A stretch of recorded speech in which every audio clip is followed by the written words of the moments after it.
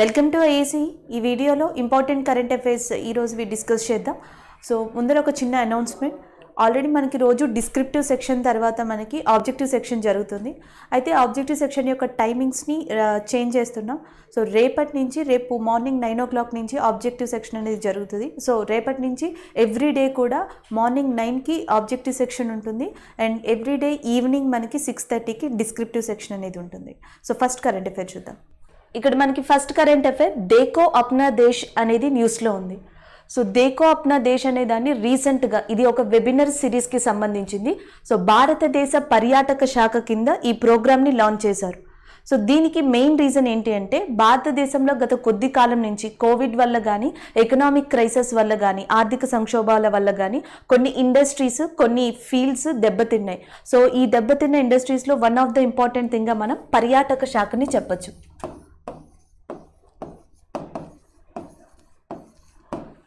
So Covid కారణంగా లేదా lockdown కారణంగా దెబ్బతిన్న పర్యాటక శాఖని తిరిగి డెవలప్ చేయడం కోసం కొన్ని డిఫరెంట్ ప్రోగ్రామ్స్ని భారతదేశ పర్యాటక శాఖ లాంచ్ చేసింది, ఇండియన్ టూరిజం. సో ఆ మినిస్ట్రీ ఆఫ్ టూరిజం లాంచ్ చేసిన వాటిలో one of the ప్రోగ్రామ్గా దేకో Apna Desh అనే దాన్ని చెప్పచ్చు. అయితే దీంట్లో ఏంటంటే కొన్ని ప్లేసెస్ని సెలెక్ట్ చేసుకుని ఇండియాలో ఉన్న కొన్ని ప్లేసెస్ని సెలెక్ట్ చేసుకుని వాటి యొక్క ఇన్ఫర్మేషన్ డీటెయిల్స్ అన్నీ కూడా మనకి ఆ వెబినార్ సిరీస్ ద్వారా మనకి చూపించబడతాయి in the form of video format. So ఆ ప్రదేశం యొక్క గొప్పతనం ఏంటి, ఎలా వెళ్ళొచ్చు, అక్కడ ఉన్న ఇంపార్టెంట్ ప్రదేశాలు, దాని చుట్టుపక్కల ఉన్నవన్నీ కూడా ఈ స్కీమ్ ద్వారా అంటే దేకో అప్నా దేశ్ అనే ప్రోగ్రామ్ ద్వారా మనకి చూపించబడతాయి. ఆల్రెడీ మనకి ఏప్రిల్ 1 స్టార్టింగ్లోనే దీని యొక్క ఫస్ట్ వెబినార్ సిరీస్ లాంచ్ అయింది. మొట్టమొదటిగా దీంట్లో చూపించిన ప్రదేశం ఏది అంటే ఢిల్లీ. దాని పేరు కూడా ఏమని ఇచ్చారు అంటే city of cities. City of cities. Dekho Apna Desh అనే ప్రోగ్రాం ద్వారా భారతదేశంలో మొట్టమొదటిగా చూపించబడిన ప్రదేశం ఏది అంటే ఢిల్లీ. సో దాన్ని city of cities Delhi personal diaries అని చెప్పేసి ఆ సిరీస్ని చూపించడం జరిగింది, ఢిల్లీ పర్సనల్ డైరీస్. సో దాని తర్వాత డిఫరెంట్ వెబినార్ సిరీస్ని లాంచ్ చేశారు, డిఫరెంట్ ప్లేసెస్ని చూపించారు. ఈసారి కరెంట్ అఫైర్లో దేకో అప్నా దేశ్ ఉండడానికి కారణం Khajuraho group of temples. Khajuraho దేవాలయాలు మనకి మధ్యప్రదేశ్లో ఉన్నాయి. సో దానికి సంబంధించిన వెబినార్ సిరీస్ని అంటే దానికి సంబంధించిన ఇన్ఫర్మేషన్ని ఒక వీడియో ఫార్మెట్లో మనకి రిలీజ్ చేయడం జరిగింది. సో దాన్ని రిలీజ్ చేసిన ఆ పర్సన్ ఎవరు అంటే అనురాగ్ శుక్లా.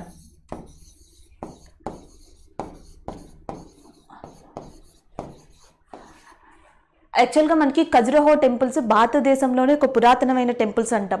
ఆల్మోస్ట్ మనకి 950 1950 AD నుంచి 1050 AD 1150 సంవత్సరం మధ్యలో ఈ గ్రూప్ ఆఫ్ టెంపుల్స్ మధ్యప్రదేశ్లో చండేలా రాజ్య వంశస్థులు దీన్ని నిర్మించడం జరిగింది. Chandela dynasty people are constructed this temples, group of temples.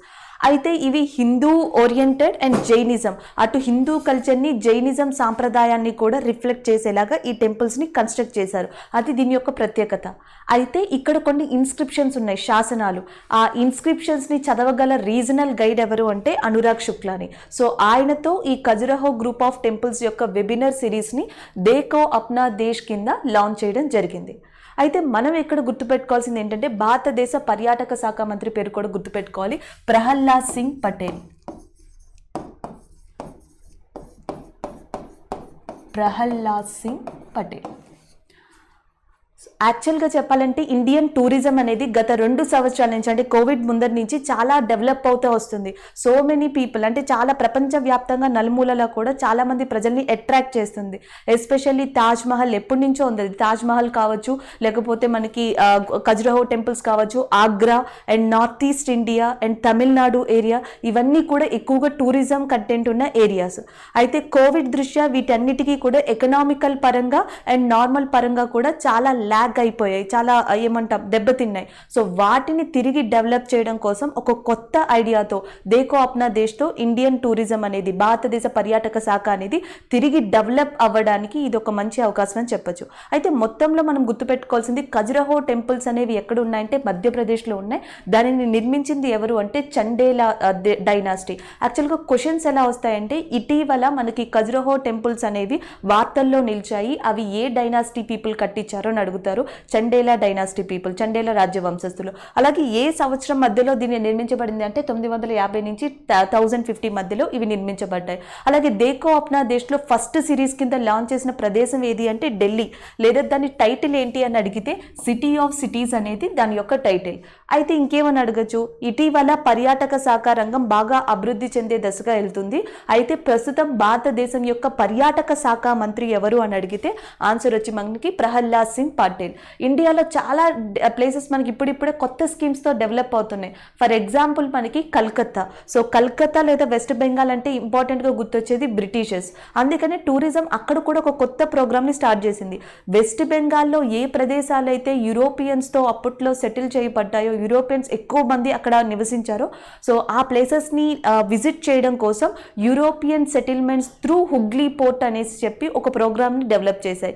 ఇప్పుడు లాక్డౌన్లో మనం ప్లేసెస్ని విజిట్ చేయలేం కాబట్టి దేకో అప్నా దేశ్ కింద ఆ ప్లేసెస్ని విజిట్ చేసేలాగా, ఆ ప్లేసెస్ని వీడియో ఫార్మెట్లో ఇంట్రెస్టింగ్ చూసేలాగా ఈ ప్రోగ్రామ్ని లాంచ్ చేయడం జరిగింది. So this is about Dekho Apna Desh. So next current affair చూద్దాం. UN state of the global climate report. So next current affair వచ్చేసి మనకి యుఎన్ ఇచ్చిన గ్లోబల్ క్లైమేట్ 2020 రిపోర్ట్. అంటే మనకి వాతావరణానికి సంబంధించిన రిపోర్ట్ని రీసెంట్గా యుఎన్ రిలీజ్ చేయడం జరిగింది. యుఎన్కి ఒక అనుబంధ సంస్థ ఉంది, దాని పేరు వరల్డ్ మెట్రలాజికల్ ఆర్గనైజేషన్, ప్రపంచ వాతావరణ అంతర్జాతీయ సంస్థ అంటాం. ఇది యుఎన్ యొక్క అనుబంధిత సంస్థ. సో ఇది యుఎన్ అంటే WMO అండ్ యుఎన్ కలిసి ప్రతి సంవత్సరం కూడా ఈ గ్లోబల్ క్లైమేట్ రిపోర్ట్ని రిలీజ్ చేయడం జరుగుతుంది.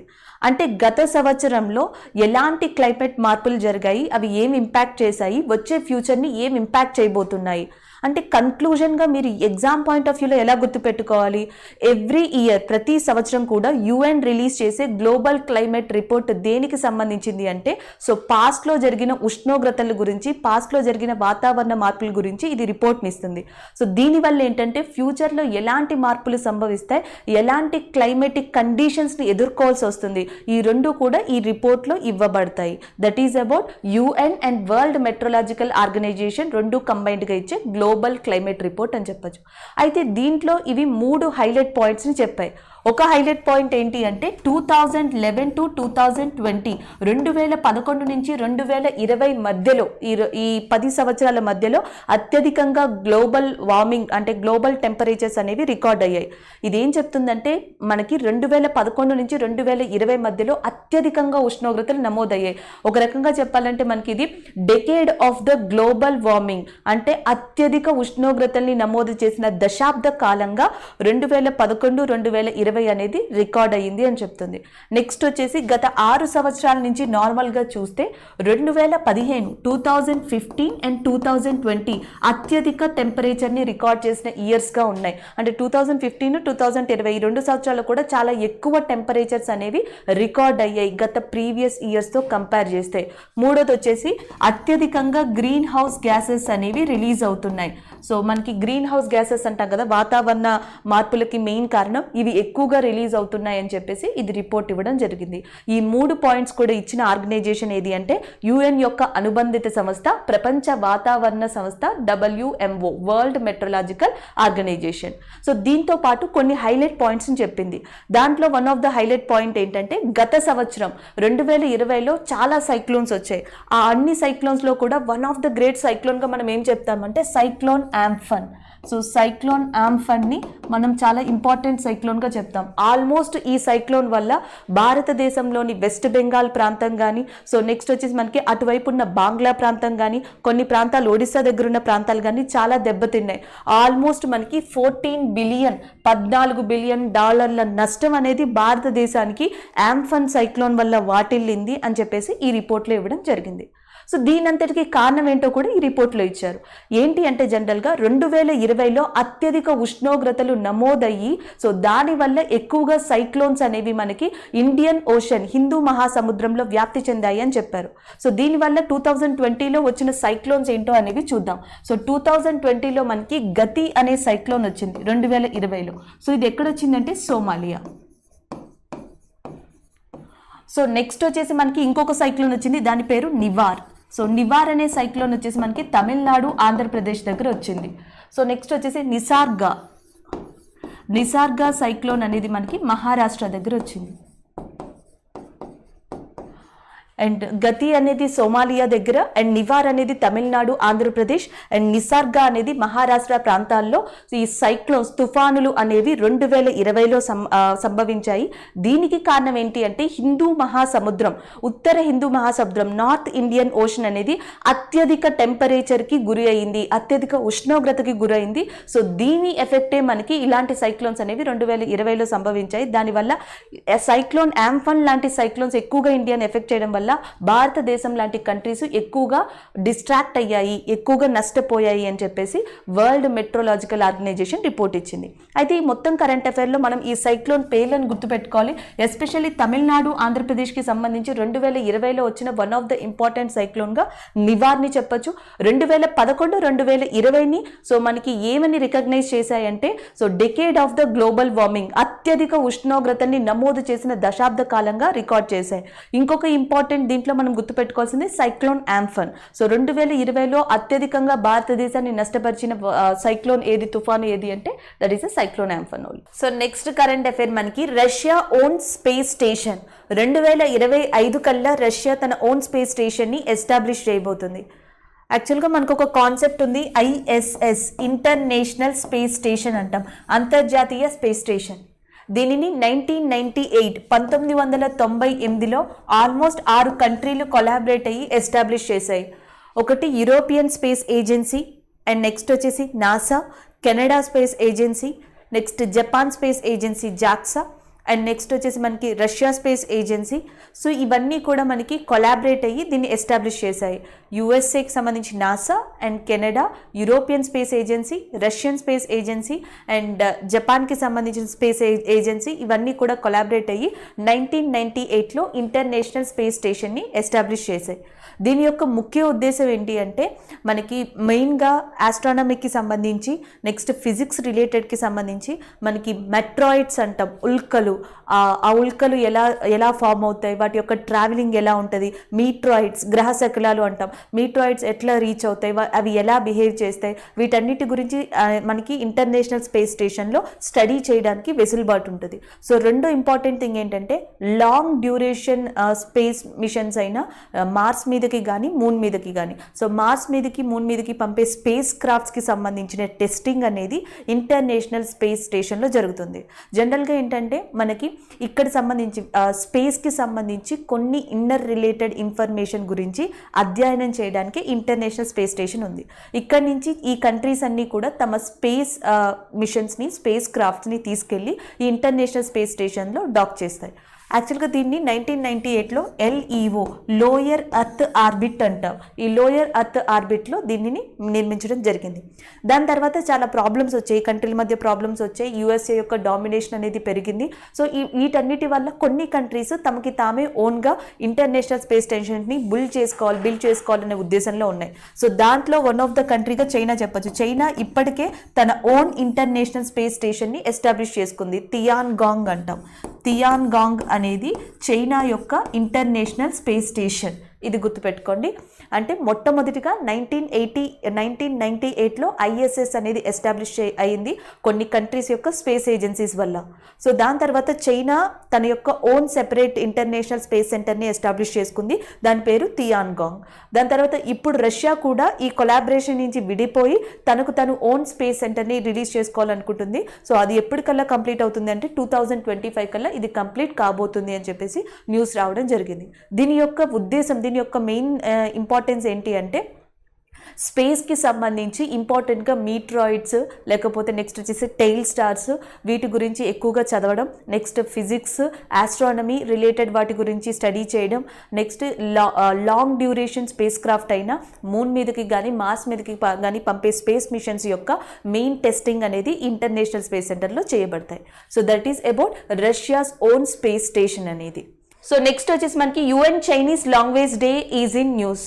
సో మనకి UN చైనీస్ లాంగ్వేజ్ డే అనేది న్యూస్లో ఉంది. ప్రతి సంవత్సరం కూడా 20th ఏప్రిల్, ప్రతి సంవత్సరం 20th ఏప్రిల్న చైనీస్ లాంగ్వేజ్ డే కింద రికగ్నైజ్ చేయాలని చెప్పేసి యుఎన్ డిక్లేర్ చేసింది. దీనికి కారణం ఏంటంటే సో ప్రతి కంట్రీకి కూడా ఒక అఫీషియల్ లాంగ్వేజ్ ఫార్మేట్ ఉంటుంది, అంటే ప్రతి దేశానికి కూడా ఒక అధికార భాష అనేది ఉంటుంది. అలాగే యుఎన్ కూడా అధికార భాష కింద ప్రపంచవ్యాప్తంగా కొన్ని భాషల్ని రికగ్నైజ్ చేసింది. దీని అర్థం ఏంటంటే మనకి యుఎన్ అనేది 1945లో ఏర్పడింది, 1945లో యునైటెడ్ నేషన్స్ అనేది ఏర్పడింది. దాని తర్వాత చాలా కంట్రీస్ దీంట్లో మెంబర్గా జాయిన్ అయ్యాయి. ఇప్పుడు టోటల్ యుఎన్ మెంబర్స్ ఎంత అంటే 193, 193 కంట్రీలు మనకి యుఎన్లో సభ్య దేశాలుగా ఉన్నాయి.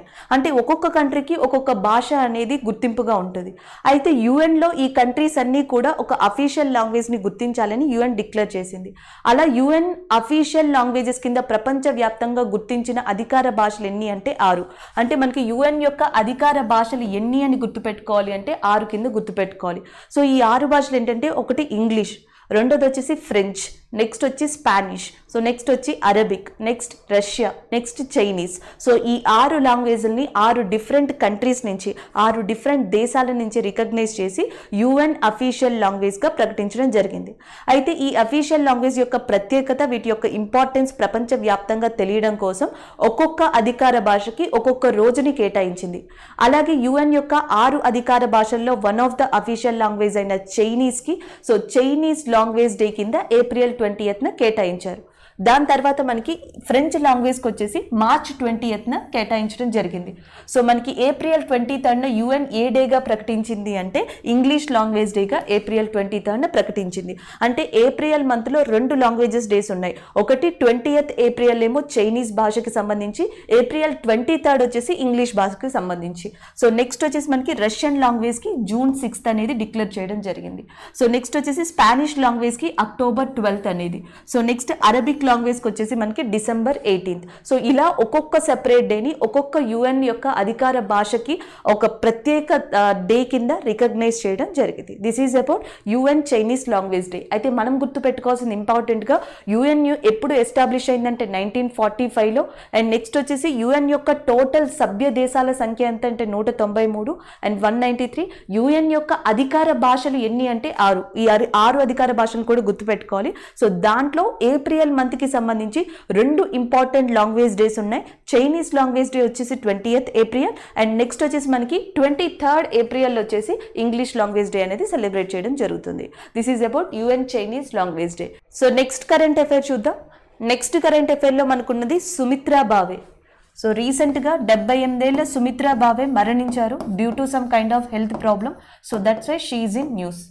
సుమిత్రా భావే మరాఠీ భాషకి చెందిన ప్రముఖ రచయిత and as well as a director కూడా. ఆమె చాలా సినిమాల్లో డైరెక్ట్ చేశారు అండ్ చాలా సినిమాలకి స్టోరీ రాశారు. అండ్ 1985లో 1985లో బాయ్ అనే షార్ట్ ఫిలింతో ఈమె ఫస్ట్ టైం సినీ ఇండస్ట్రీలోకి రావడం జరిగింది. అండ్ ఆ తర్వాత నెక్స్ట్ వచ్చేసి మనకి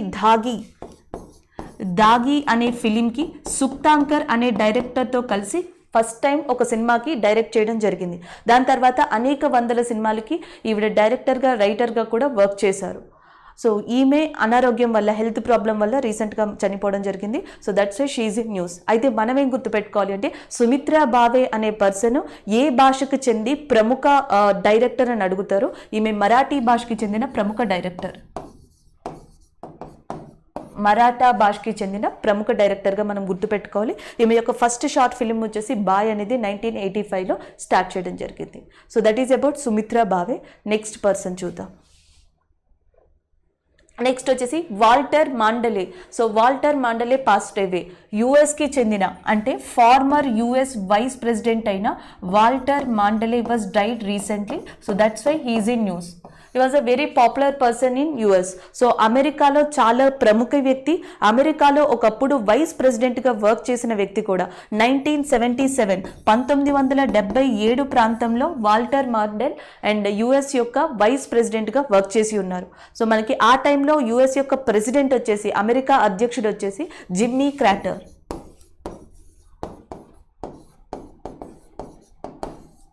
so in 1977 Jimmy Carter America అధ్యక్షుడిగా ఉన్నప్పుడు మనకి Walter Mondale vice president of USA కింద వర్క్ చేశారు. రీసెంట్గా కొన్ని హెల్త్ ప్రాబ్లమ్స్ వల్ల ఈయన మరణించడం జరిగింది. సో నెక్స్ట్ వన్ చూద్దాం. నెక్స్ట్ వచ్చేసి M Narasimhan passed away. A very important person in India, a very well-known person in that economic field of India. భారత ఆర్థిక రంగానికి వన్ ఆఫ్ ద వెన్నుముక్క లాంటి పర్సన్గా మనం ఎం నరసింహన్ని చెప్పొచ్చు.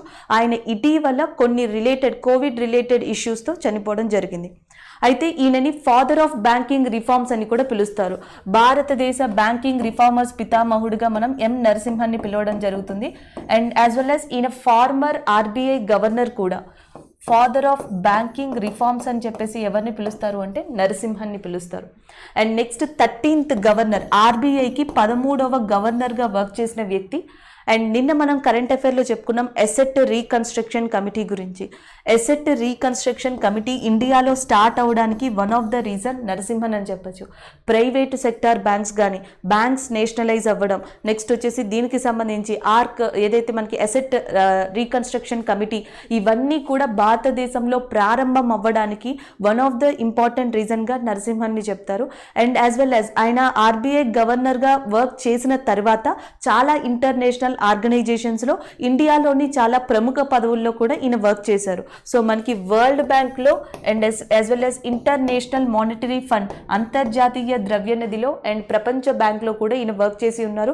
Asian development bank ADB, so Asian development bank, IMF, world bank, ఈ 3 అంతర్జాతీయ సంస్థలో ఇండియా తరపు నుంచి ఎగ్జిక్యూటివ్ డైరెక్టర్గా సో మనకి వర్క్ చేసిన వ్యక్తి నరసింహన్. అదే కాకుండా దాని తర్వాత భారతదేశంలో మినిస్ట్రీ ఆఫ్ ఫినాన్స్ కింద ఈయన ప్రధాన కార్యదర్శిగా కూడా వర్క్ చేశారు. ఆర్థిక వ్యవహారాల శాఖ యొక్క ప్రధాన కార్యదర్శిగా నరసింహన్ వర్క్ చేయడం జరిగింది. So that is about Narasimhan.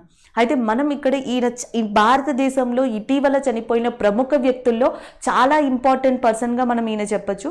So ఈయనకి సంబంధించి మనం ఏం గుర్తుపెట్టుకోవాలంటే ఈయనని భారతదేశం యొక్క బ్యాంకింగ్ పితామహుడు, బ్యాంకింగ్ రిఫార్మ్స్ పితామహుడు అని పిలుస్తారు. అండ్ రూరల్ బ్యాంకింగ్ ఆర్ఆర్బీస్ అని ఇప్పుడు ఏదైతే పాపులర్ అయిందో ఆర్ఆర్బీస్ కానీ ప్రైవేట్ సెక్టార్ బ్యాంక్స్ కానీ ఇవన్నీ కూడా ఇండియాలో ఎస్టాబ్లిష్ అవ్వడానికి లేదా డెవలప్ అవ్వడానికి వన్ ఆఫ్ ద రీజన్గా నరసింహన్ని చెప్తారు. ఈయన 13th ఫార్మర్ ఆర్బీఐ గవర్నర్, 13వ ఆర్బీఐ గవర్నర్గా వర్క్ చేసిన వ్యక్తి. అండ్ ఈయన కూడా ఆర్బీఐ గవర్నర్గా ఎప్పుడు వర్క్ చేశారంటే 1977. ఇప్పుడే మనం చెప్పుకున్నాం US vice president Mondale. So US vice president Mondale and as well as M Narasimhan ఇద్దరు ఒకే కాలంలో ప్యారలల్గా తమ పదవీ బాధ్యతలను చేపట్టారు. ఈయన ఆర్బీఐ గవర్నర్గా వర్క్ చేసింది 1977 ఆ టైంలోనే. సో ఆయన యుఎస్ వైస్ ప్రెసిడెంట్గా ఉన్నది కూడా 1977 టైంలోనే. సో ఇద్దరు కూడా సేమ్ టైం పీరియడ్లో చనిపోయిన వ్యక్తులు. So next one, Idriss Deby is passed అవే.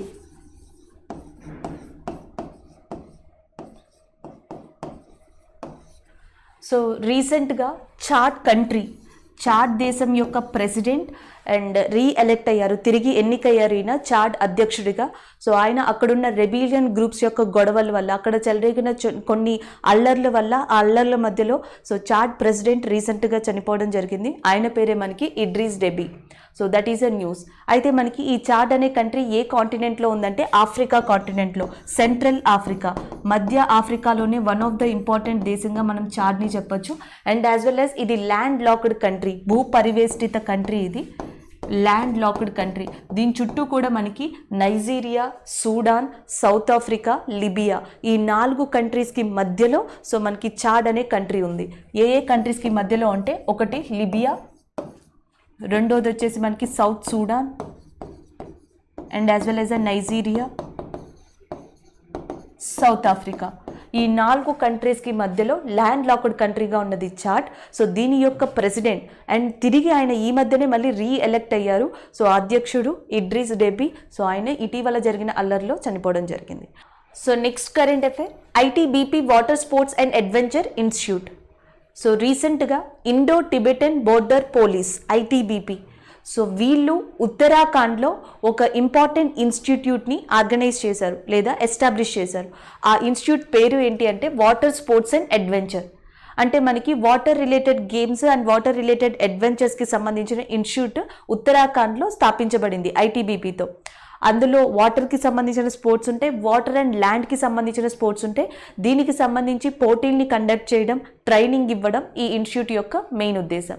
అయితే మనం ఇక్కడ గుర్తుపెట్టుకోవాల్సింది ఏంటంటే దీన్ని ఉత్తరాఖండ్లో ఎక్కడ నిర్మించారు అంటే తెహ్రీ డ్యామ్ వద్ద నిర్మించారు. It constructed in that Uttarakhand area. In which dam అంటే తెహ్రీ డ్యామ్ దగ్గర. అండ్ నెక్స్ట్ ఇంకొక ఇంపార్టెంట్ ఏంటంటే తెహ్రీ డ్యామ్ అనేది ఏ నది మీద కన్స్ట్రక్ట్ చేయబడింది అంటే దట్ ఈస్ అ భాగీరథి నది మీద ఇది కన్స్ట్రక్ట్ చేయబడింది. అయితే భారతదేశంలోనే అత్యంత ఎత్తైన డ్యామ్ కింద దేన్ని కన్సిడర్ చేస్తారంటే తెహ్రీ డ్యామ్ని కన్సిడర్ చేస్తారు. సో మనం ఇక్కడ గుర్తుపెట్టుకోవాల్సింది భారతదేశంలో water sports and adventure institute సంస్థని, ఈ వాటర్ స్పోర్ట్స్ అండ్ అడ్వెంచర్ సంస్థని ఏ రాష్ట్రంలో స్థాపించారు అంటే ఉత్తరాఖండ్. ఎవరు స్థాపించారు అంటే ఐటీబీపీ ఆర్గనైజేషన్, మనకి ఐటీబీపీ సంస్థ. సో దీన్ని ఎస్టాబ్లిష్ చేయడం జరిగింది. ఐటీబీపీ అంటే Indo Tibetan border police.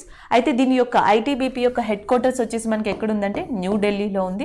And next దీని యొక్క చైర్మన్ లేదా దీని యొక్క మెయిన్ ఆఫీసర్ వచ్చి మనకి ఎవరు అంటే ఎస్ఎస్ దేశ్వాల్, సుర్జిత్ సింగ్ దేశ్వాల్ ప్రస్తుతం మనకి ఐటీబీపీ మెయిన్ ఆఫీసర్గా వర్క్ చేస్తున్నారు. సో ఇక్కడ మనం గుర్తుపెట్టుకోవాల్సింది 3 విషయాలు. ఒకటి, ఇటీవల ఐటీబీపీ మనకి వాటర్ స్పోర్ట్స్ అండ్ అడ్వెంచర్ అనే దాన్ని ఎక్కడ ఎస్టాబ్లిష్ చేసిందంటే ఉత్తరాఖండ్లో. ఏ డ్యామ్ దగ్గర అంటే తెహ్రీ డ్యామ్. రెండో పాయింట్ వచ్చి భారతదేశంలోనే అత్యంత ఎత్తైన డ్యామ్ ఏది అంటే తెహ్రీ డ్యామ్ భాగీరథి మీద కన్స్ట్రక్ట్ చేశారు. సో మూడోది ఇంపార్టెంట్గా గుర్తుపెట్టుకోవాల్సింది మనకి ఐటీబీపీ యొక్క హెడ్ క్వార్టర్స్ వచ్చేసి మనకి న్యూఢిల్లీలో ఉంది. దాని యొక్క అథారిటీగా మెయిన్ ఆఫీసర్గా ఎవరున్నారంటే Surjit Singh Deswal, SS Deswal.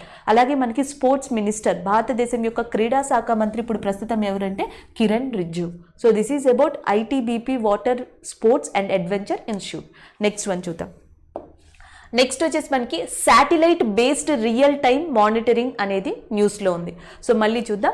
Satellite based real time monitoring ఇది ఒక సిస్టమ్, ఇది ఒక టెక్నాలజీ. దీనిని ఇండియాలో రీసెంట్గా లాంచ్ అయిపోతున్నారు. ఎస్పెషల్లీ ఏ ప్రాంతంలో ఉంటే హిమాలయ ప్రాంతాల్లో దీనిని లాంచ్ చేయడం జరుగుతుంది. సో ఎందుకు హిమాలయ ప్రాంతాల్లో దీన్ని లాంచ్ చేస్తారు అంటే సో మనకి డిజాస్టర్ రిస్క్ నుంచి కాపాడడం కోసం. హిమాలయాల్లో ఎక్కువగా ల్యాండ్ స్లైడ్స్ అనేవి జరుగుతాయి.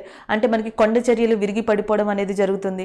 లేకపోతే రెండోది వచ్చేసి మనకి గ్లేషియర్స్, మంచు కొండలు మెల్ట్ అయిపోతాయి. దానివల్ల దానికి దగ్గరగా ఉన్న లేక్స్ అంటే సరస్సులు కానీ రివర్స్ కానీ నిండిపోయి దాని తర్వాత ఫ్లడ్స్, అనుకోకుండా అన్ఎక్స్పెక్టెడ్గా ఫ్లడ్స్ వస్తాయి. వరదలు అనేవి ఇండియాకి కొత్త కాదు, కానీ సడన్ వరదలు అనేవి సో దానివల్ల చాలా ప్రాబ్లమ్స్ వస్తాయి. ఎందుకంటే జనరల్గా ఇండియాలో వరదలు ఎప్పుడు వస్తాయంటే వర్షాకాలంలో. అది ఎక్కువగా సౌత్ ఇండియా లాంటి ప్రాంతాల్లో లేకపోతే మనకి నార్త్ ఈస్ట్ ఇండియా ప్రాంతాల్లో కామన్ అది. కానీ ఉత్తరాఖండ్, హిమాచల్ ప్రదేశ్, కశ్మీర్ ఈ ఏరియాల్లో కూడా వరదలు అకస్మాత్తుగా సంభవిస్తాయి. Floods occurred suddenly, they are attacked suddenly in particular places in Himalayan regions. So అలాంటి సడన్గా వచ్చే ఫ్లడ్స్ని కానీ ల్యాండ్ స్లైడ్స్ని కానీ ముందుగానే పసిగట్టి దాన్ని ప్రిడిక్ట్ చేయడం కోసం ఒక టెక్నాలజీని రూపొందించిపోతున్నారు. ఆ టెక్నాలజీ పేరే satellite based and real time monitoring అనేది. దీని ద్వారా ఏంటంటే శాటిలైట్స్ని యూజ్ చేసి ఎక్కడెక్కడ ఈ గ్లేషియర్స్ కరగబోతున్నాయి లేకపోతే ఎక్కడ ల్యాండ్ స్లైడ్స్ అవుతాయి అనేది ముందుగానే ఆల్మోస్ట్ మనం రికగ్నైజ్ చేసి దానికి కావాల్సిన చర్యల్ని తీసుకోవడం. సో ఇండియాలో ఆల్రెడీ మనకి 1998లో ఉత్తరాఖండ్లోనే అతిపెద్ద స్లైడ్స్ జరిగాయి, ల్యాండ్ స్లైడ్స్ అనేవి జరిగాయి. కొండ చర్యలు విరిగిపడడం భారతదేశంలోనే చాలా అతిపెద్దది అది. ఉత్తరాఖండ్లో 1998లో జరిగింది. దాన్ని మ్యాప్లా ల్యాండ్ స్లైడ్స్ అని కూడా పిలుస్తారు, మ్యాప్లా. సో మ్యాప్లా landslides are occurred in which state అంటే దట్ ఈస్ ఉత్తరాఖండ్లో జరిగాయి. దాని తర్వాత ఆల్రెడీ అందరికీ తెలిసింది 2013. సో 2013 ఉత్తరాఖండ్ వరదలు అనేవి సో భారతదేశంలోనే చాలా పెద్ద డిజాస్టర్ని తెచ్చిపెట్టాయి. యాక్చువల్గా మనకి 2004 సునామీ తర్వాత అంత పెద్ద భారీ ఎత్తున న్యాచురల్ డిజాస్టర్గా మనం ఈ ఉత్తరాఖండ్ వరదలు, ఉత్తరాఖండ్ ఫ్లడ్స్నే చెప్తాం. 2013లో జరిగాయి. దీనికి కారణం ఏంటంటే చాంబోరి అనే ఒక గ్లేషియర్, చాంబోరి అనే మంచు కొండ కరగడం మొదలుపెట్టింది. సో దానివల్ల ఏంటంటే దీనికి దగ్గరలోనే మనకి మందాకిని అనే రివర్ ఉంది. సో ఆ మందాకిని రివర్ అనేది కంప్లీట్గా నిండిపోవడం వల్ల, ఎక్కువగా వాటర్ ఫ్లో అవడం వల్ల సడన్గా ఫ్లడ్స్ అనేవి ఏర్పడ్డాయి ఉత్తరాఖండ్లో. ఇది ఒక రీజన్. నెక్స్ట్ వచ్చేసి 2021లో మనకి నందాదేవి అనే గ్లేషియర్ స్లోగా మెల్ట్ అవ్వడం స్టార్ట్ అయింది. సో ఆ మంచు కొండ కరగడం వల్ల దానికి దగ్గరలో ఉన్న రిషి గంగా అనే రివర్ వాటర్ ఎక్కువయ్యాయి. దానివల్ల దాని పక్కనే ఉన్న ధౌలి గంగా రివర్ దగ్గర ఇంకా వాటర్ విపరీతంగా పెరిగి ఒక్కసారిగా ఫ్లడ్స్ అనేవి ఏర్పడ్డాయి. దానివల్ల ఉత్తరాఖండ్లో ఉన్న మేజర్ డ్యామ్స్ అన్నీ కూడా దెబ్బతిన్నాయి. చాలామంది ప్రజలు అక్కడ అకస్మాత్తుగా చనిపోవడం జరిగింది. These are all happened. అంటే ఈ న్యాచురల్ డిజాస్టర్స్ అనేవి అకస్మాత్తుగా జరుగుతున్నాయి. దీనిని ఆపడం కోసం భారతదేశంలో హిమాలయన్ ప్రాంతంలో ఎస్పెషల్లీ ఇంట్రడ్యూస్ చేసే టెక్నాలజీనే satellite based real time monitoring system అంటాం. సో ఇది మనకి ఇక్కడ ఇంపార్టెంట్ కరెంట్ అఫైర్. నెక్స్ట్ మనం చూద్దాం. నెక్స్ట్ వచ్చేసి మనకి Shantanu is in news. So Shantanu Indian air ఫోర్స్కి చెందిన వింగ్ కమాండర్, భారత వాయుసేనకి చెందిన ఒక ప్రముఖ వింగ్ కమాండర్. 2017లో ఒక చిన్న యాక్సిడెంట్ వల్ల ఈయనకి స్పైన్ కార్డ్లో ప్రాబ్లం రావడం జరిగింది, స్పైనల్ కార్డ్లో. సో దాని తర్వాత ఈయన స్విమ్మింగ్ని ఒక ఆప్షన్గా ఎంచుకున్నారు. సో దాని తర్వాత స్విమ్మింగ్లో ట్రైన్ తీసుకోవడం అండ్ నెంబర్ ఆఫ్ పథకాల్ని సాధించడం, మహారాష్ట్ర తరపున చాలా పోటీల్లో ఈయన రిప్రజెంట్ చేయడం, అక్కడి నుంచి చాలా మెడల్స్ని రిసీవ్ చేసుకున్నారు శాంతను. సో రీసెంట్గా 2021 మేలో జరగబోయే continental Olympic and para Olympic దానికి ఈయన సెలెక్ట్ అవ్వడం జరిగింది. So that's why Shantanu is in news. అంటే మనం ఏం గుర్తుపెట్టుకోవాలి అంటే రీసెంట్గా మనకి continental Olympic and para Olympic qualification దానికి సో సెలెక్ట్ అయిన పర్సన్ ఎవరు అంటే శాంతను. ఈయన ఇది వరకు దేంట్లో వింగ్ కమాండర్ అంటే ఇండియన్ ఎయిర్ ఫోర్స్లో ఈయన వింగ్ కమాండర్గా ఉన్నారని చెప్పి మనం గుర్తుపెట్టుకోవాలి. సో నెక్స్ట్ వన్ చూద్దాం. నెక్స్ట్ వచ్చేసి Mount Annapurna. So Mount Annapurna అనేది మనకి న్యూస్లో ఉంది. దీనికి కారణం మహారాష్ట్రకి చెందిన ప్రియాంక మోహితి. సో ప్రియాంక మోహితి మహారాష్ట్రకి చెందిన person. She is the first women, భారతదేశంలోనే మొట్టమొదటి మహిళ అన్నపూర్ణ శిఖరాన్ని అధిరోహించిన మహిళ. జనరల్గా మనకి ప్రపంచంలో ఎత్తైన శిఖరాలు అంటాం. ఆల్మోస్ట్ ఎత్తైన శిఖరాలు ఎక్కడున్నాయంటే నేపాల్ ప్రాంతంలో ఉన్నాయి. అన్నపూర్ణ అనేది ప్రపంచంలోనే 10th హైయెస్ట్ పీక్, 10వ అత్యంత ఎత్తైన శిఖరంగా చెప్తాం.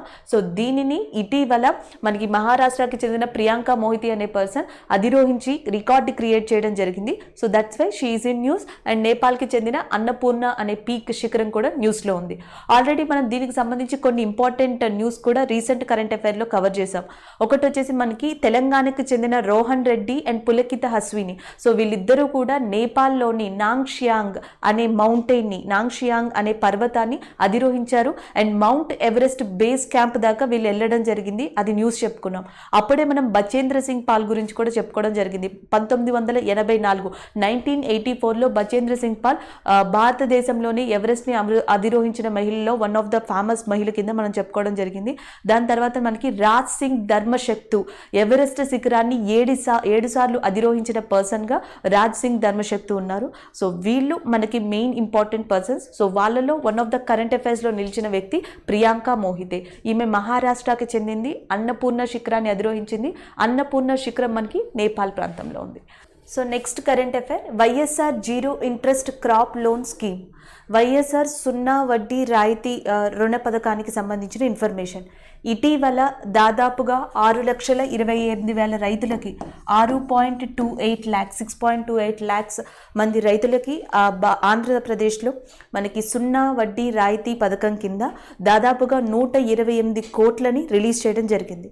సో ఈ జీరో ఇంట్రెస్ట్ పథకం యొక్క ముఖ్య ఉద్దేశం ఏంటంటే, ఏ రైతు అయితే 1 lakhని రుణంగా తీసుకుంటారో, 1 లక్ష రూపాయలని అప్పుగా తీసుకుంటారో బ్యాంక్స్ దగ్గర నుంచి, తిరిగి 1 year లోపు అంటే 1 సంవత్సరం లోపు ఈ 1 లక్ష రూపాయలని కూడా బ్యాంక్కి చెల్లించేస్తే సో దీనికి సంబంధించిన ఇంట్రెస్ట్ రేట్ని తిరిగి ఆ రైతుకి అందించడం జరుగుతుంది on the scheme of zero interest crop loan scheme ద్వారా.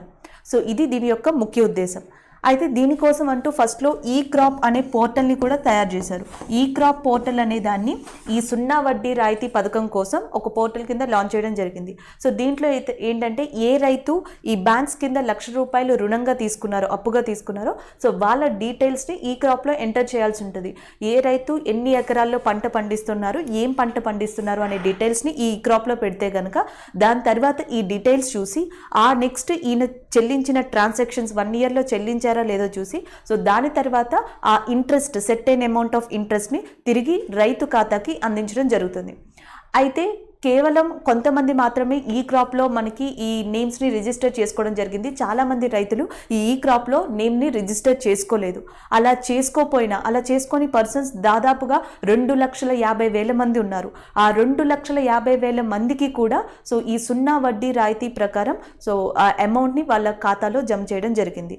ఇది వైఎస్ఆర్ యొక్క zero interest crop loan scheme యొక్క ముఖ్య ఉద్దేశం.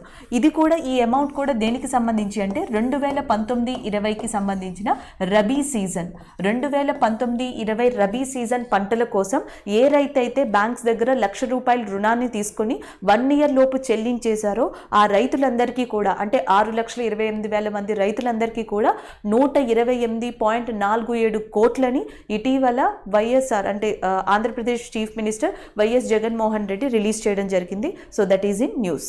నెక్స్ట్ స్కీమ్ వచ్చి జగనన్న విద్యా దీవెన స్కీమ్. సో ఈ పథకం కింద ఇది యాక్చువల్గా ఫీజు రియంబర్స్మెంట్కి సంబంధించిన పథకం. సో 2021లో ఫీజు రియంబర్స్మెంట్ కింద సో 10.88 అంటే 10,88,000 స్టూడెంట్స్ బెనిఫిట్ పొందనున్నారు.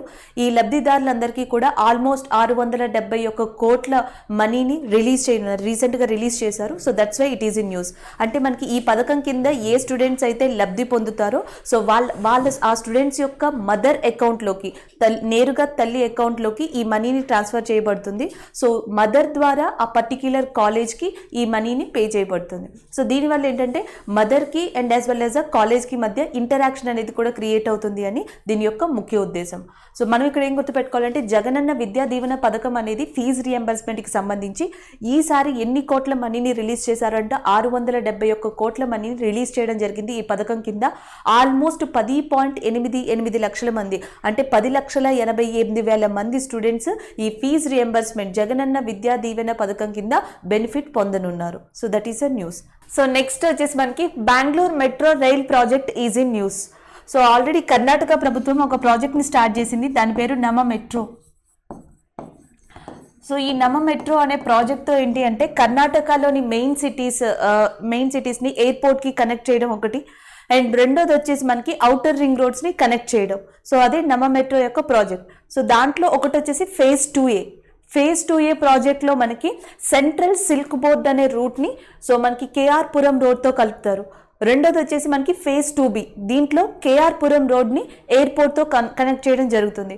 ఒకటి ఎయిర్పోర్ట్కి సంబంధించి సిటీస్ని ఎయిర్పోర్ట్తో కనెక్ట్ చేయాలి అండ్ ఔటర్ రింగ్ రోడ్ ఏరియాస్ని కనెక్ట్ చేయాలి. ఈ రెండు ఈ నమ మెట్రో ప్రాజెక్ట్ యొక్క దాంట్లో మెయిన్ ఉద్దేశం. ఆల్రెడీ స్టేట్ గవర్నమెంట్ 1 ఇయర్ బ్యాకే ఈ ప్రాజెక్ట్కి కంప్లీట్గా క్లియరెన్స్ ఇచ్చింది. అయితే అక్కడ సెంట్రల్ గవర్నమెంట్ డిలే వల్ల ఈ ప్రాజెక్ట్ అనేది ఇప్పటికీ ఇంకా కంప్లీట్గా పూర్తి కాలేదు. రీసెంట్గా central government phase 2A and phase 2Bకి సంబంధించిన ప్రాజెక్ట్ యొక్క మెయిన్ ఏమంటాం అప్రూవల్ని ఇవ్వడం జరిగింది. So that's why it is in news. Almost ఈ రెండు ఫేజెస్ కలిపి 58 ఇక్కడ మీరు చూడొచ్చు 58.19 కిలోమీటర్స్ దూరంతో ఈ డిస్టెన్స్ని కవర్ చేయబోతున్నాయి మెట్రో రైల్స్. అండ్ నెక్స్ట్ దీనికి అయ్యే ప్రాజెక్ట్ ఖర్చు ఎంత అంటే మనకి 14,788. సో 14,788 crores రూపీస్తో మనకి ఆల్మోస్ట్ 58.19 కిలోమీటర్స్ ప్రాజెక్ట్ వేని నమ మెట్రో ప్రాజెక్ట్ కింద phase 2A and phase 2B especially అడగచ్చు కర్ణాటకలోని నమ మెట్రో ప్రాజెక్ట్. సో ఏ ఫేజ్ 2A ఫేజ్ 2B ద్వారా ఏం కనెక్ట్ చేయబోతున్నారు అంటే ఒకటి ORR ఔటర్ రింగ్ రోడ్స్ని కనెక్ట్ చేస్తారు, రెండోది ఎయిర్పోర్ట్ని కనెక్ట్ చేస్తారు. So this is a news of that Bengaluru metro rail project. So next current affair మనకి ముఖ్యమంత్రి మహిళా ఉద్యమి యోజన అనేది న్యూస్లో ఉంది. ముఖ్యమంత్రి మహిళా ఉద్యమి యోజన. సో ఈ పథకాన్ని ఇటీవల బీహార్ ప్రభుత్వం స్టార్ట్ చేసింది. ఆల్మోస్ట్ మనకి 200 కోట్ల రూపాయలతో. సో 200 crores ప్రాజెక్ట్తో బీహార్లోని మనకి మహిళా ఉద్యమి యోజన అనే పథకాన్ని స్టార్ట్ చేశారు. దీని కింద ఒక్కొక్క మహిళకి ఈచ్ విమెన్కి 5 లక్షల రూపాయలని జీరో ఇంట్రెస్ట్ అంటే మనకి వడ్డీ రేట్ లేకుండా లోన్ ప్రొవైడ్ చేయడం జరుగుతుంది. సో దీనివల్ల మహిళల్ని ఎకనామిక్ ఎంపవర్మెంట్ సో ఆర్థికంగా అభివృద్ధి చేయొచ్చు అండ్ యాజ్ వెల్ యాజ్ వాళ్ళకి కొంత ఉపాధి అనేది కల్పించవచ్చు అనే ఉద్దేశంతో Bihar chief minister so Nitish Kumar ఆధ్వర్యంలో మనకి ముఖ్యమంత్రి మహిళా ఉద్యమి యోజన అనే పథకాన్ని స్టార్ట్ చేశారు. అయితే ఎగ్జామ్ పాయింట్ ఆఫ్ వ్యూలో మీరు 4 పాయింట్స్ను గుర్తుపెట్టుకోవాలి. ఇటీవల ముఖ్యమంత్రి మహిళా ఉద్యమి యోజన అనే పథకాన్ని స్టార్ట్ చేసిన స్టేట్ ఏది అంటే Bihar. And Bihar chief minister ఇప్పుడు ప్రస్తుతం నితీష్ కుమార్.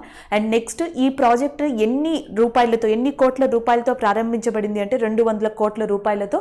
సో ఈచ్ విమెన్కి అర్హత ఉన్న మహిళలకి ఎంతవరకు రుణం కల్పిస్తారు అంటే 5 లక్షల వరకు రుణాన్ని కల్పిస్తారు. సో 0% ఆఫ్ ఇంట్రెస్ట్తో, సో ఇంట్రెస్ట్ లేకుండా మనకి 5 లక్షల రూపాయలని వాళ్ళకి రుణంగా ప్రొవైడ్ చేయబడుతుంది. సో దిస్ ఈజ్ అబౌట్ ముఖ్యమంత్రి మహిళా ఉద్యమి యోజన పథకం. ఆల్రెడీ మనకి ఆంధ్రప్రదేశ్లో ఇలాంటిదే చూసాం. రైతుల కోసం వైఎస్ఆర్ 0 వడ్డీ రుణ పథకం అని చెప్పేసి మనం ఇదివరకే డిస్కస్ చేసుకున్నాం.